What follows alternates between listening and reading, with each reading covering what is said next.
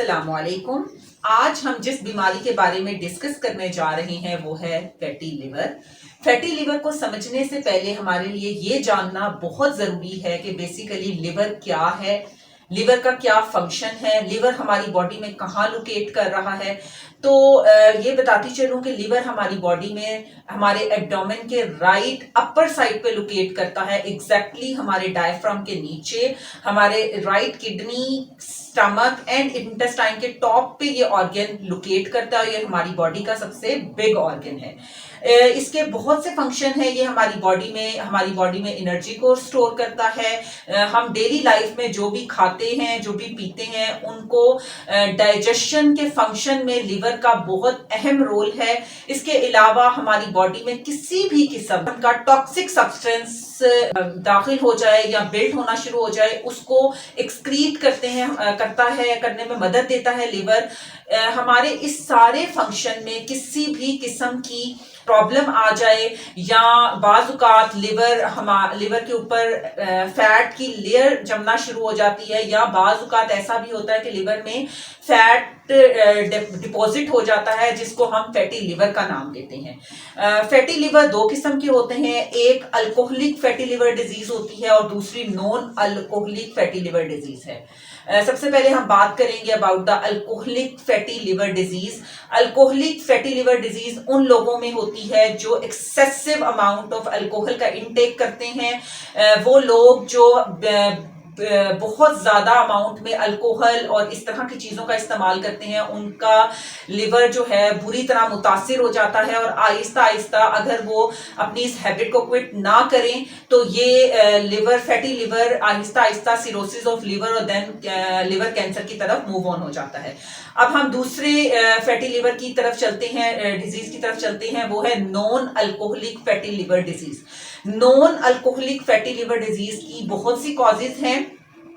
अब इसमें जो सबसे मेजर कॉज है, कोई भी वो पर्सन इसमें ज्यादा इफेक्ट हो जाते हैं जो कि सेडेंटरी लाइफस्टाइल की हैबिट हो, जिनकी मींस के वो मुरगन गजाएं और बहुत ज्यादा तली हुई गजाओं को पसंद करते हैं, खाते पीते हैं, बट उनकी फिजिकल एक्टिविटी नहीं होती, बैठे रहते हैं ज्यादा, और बैठे रहने का उनका ज्यादा काम होता है। विदाउट उनकी लाइफ में एक्सरसाइज नहीं होती, उनकी लाइफ में वॉक नहीं होती, वो घर के काम काज में उनका वो नहीं होता, या किसी भी किस्म की फिजिकल एक्टिविटी उनकी लाइफ में बहुत महदूद होती है।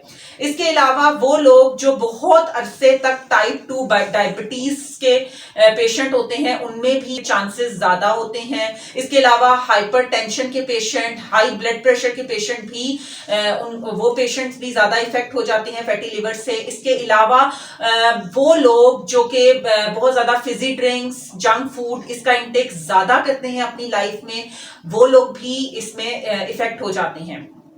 अब हम चलते हैं कि हम कैसी हैबिट्स और कैसी रूटीन अपनी अडॉप्ट करें जिससे हम जल्द से जल्द फैटी लिवर से शिफा पा सकें, हमारा लिवर जो है वो नॉर्मल वर्क करना शुरू हो जाए। तो सबसे पहले हमें अपनी डाइट में अर्ली मॉर्निंग में ल्यूक वार्म वाटर 1 ग्लास में हाफ लेमन स्क्वीज करके इंटेक करना चाहिए। लेमन जो है वो बेस्ट फैट किलर होता है। सो लेमन जो है वो बहुत ही गुड है फॉर योर फैटी लिवर। इसके अलावा सिट्रस फ्रूट्स का इंटेक बढ़ा दें। इसके अलावा green vegetables, fruit and vegetables, इसका इंटेक ज्यादा कर देना है और कोशिश करनी है कि फ्रूट्स ज्यादा से ज्यादा वो खाएं जो सिट्रस फ्रूट्स हैं, जैसे कि हमारा